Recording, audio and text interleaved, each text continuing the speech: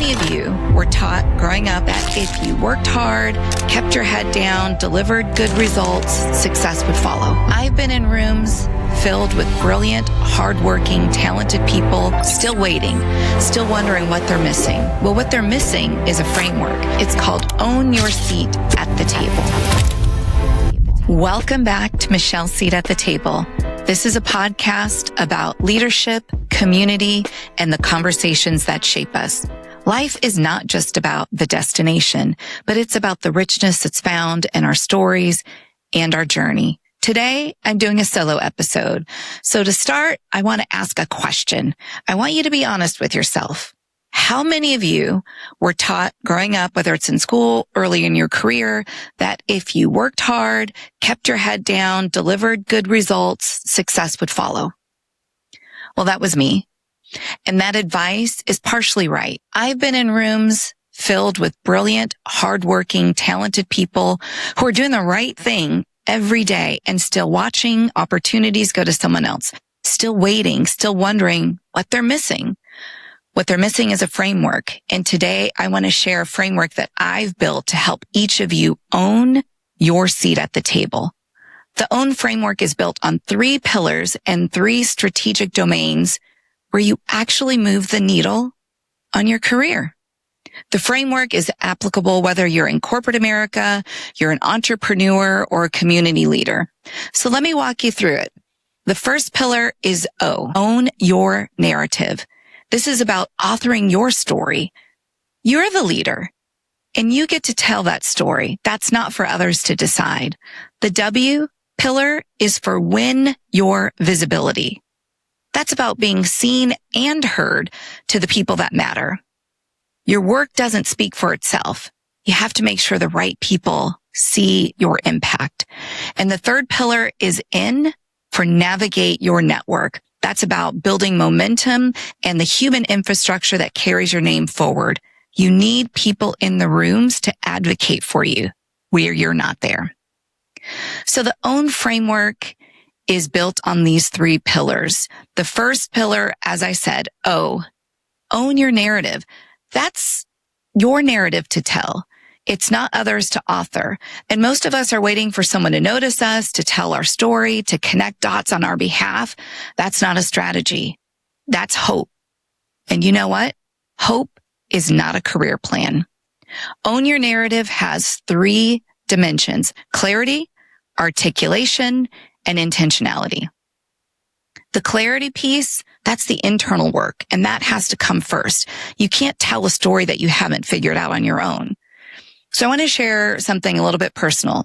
I had sponsors during my career, people who were ready to champion me. And when they asked me, how can I help? What's next for you, Michelle?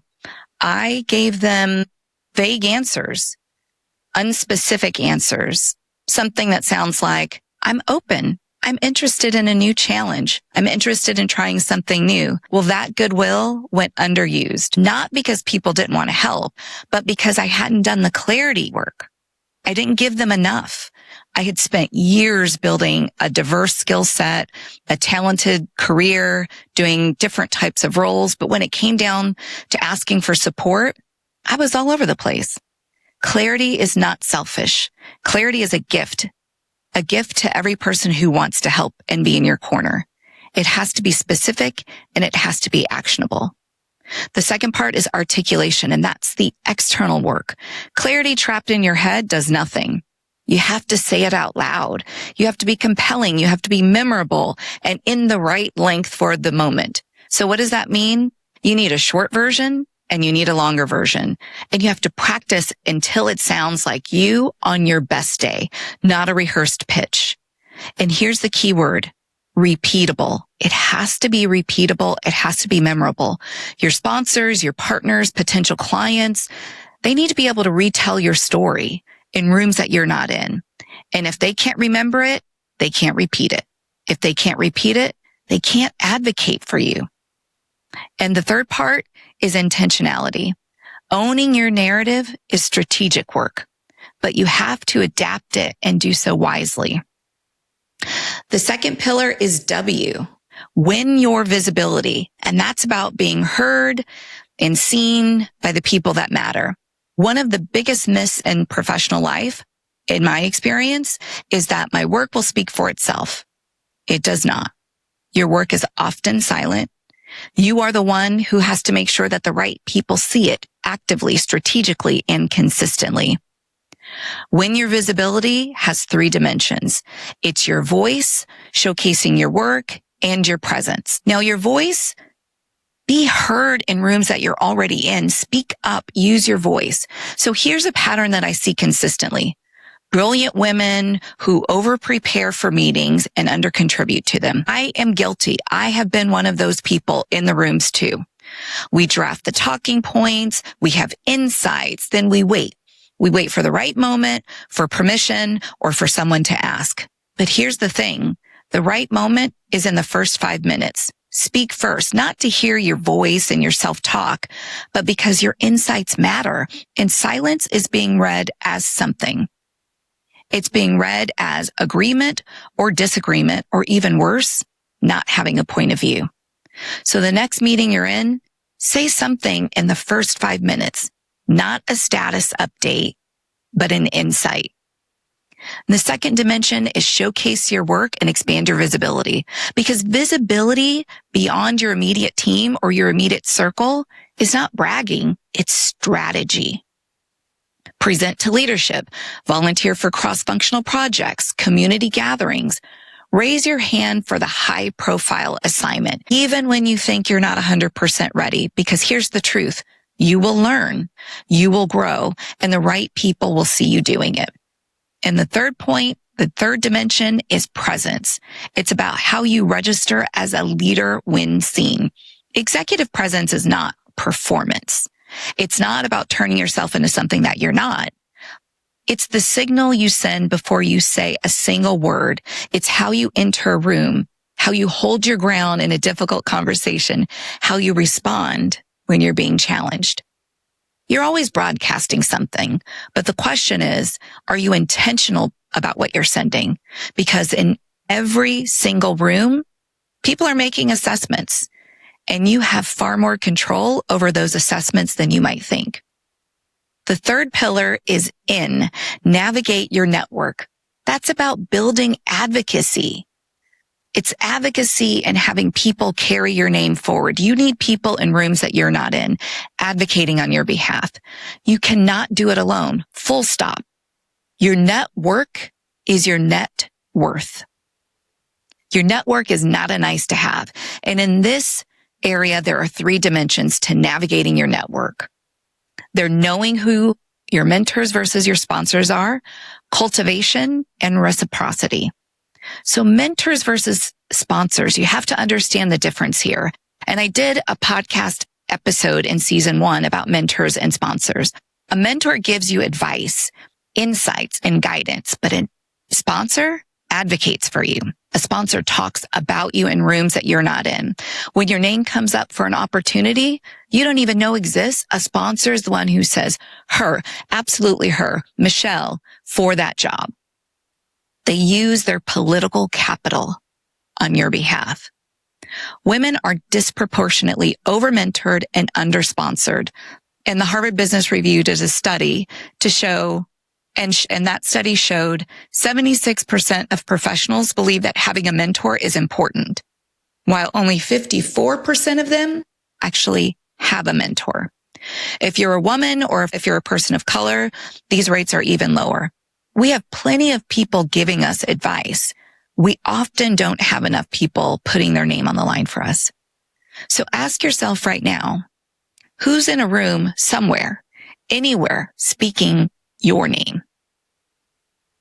If you can't answer that question clearly, that's your next priority.